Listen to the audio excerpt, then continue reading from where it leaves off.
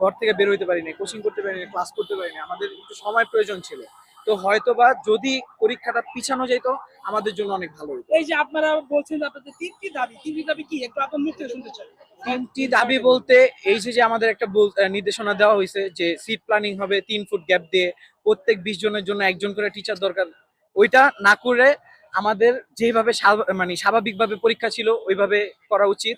তারপর আমাদের যে এই যে নতুন ভাবে 33টা দাবি জানাই, মানে 33টা নির্দেশনা দিছে, এটা বাতিল করা দরকার। আর আরেকটা লাস্ট দাবি হলো আমাদের 2 মাস, অন্তত 2 মাসের টাইম দেওয়া দরকার, যে ঢাকা বোর্ডের জন্য 2 মাস পিছিয়ে দেওয়ার জন্য।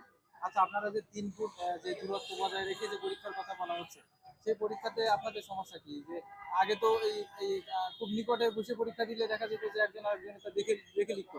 তো সেক্ষেত্রে দেখা যেত এইচএসসি পাস করে ভালো রেজাল্ট করে এসে ঢাকা বিশ্ববিদ্যালয়ে ভর্তি পরীক্ষা দিয়ে পাশের হার থাকে 10%, বাদ বাকি 90%ই ফেল করে বা 91%ই ফেল করে। এটা আসলে এটি ঘটবে না কেন?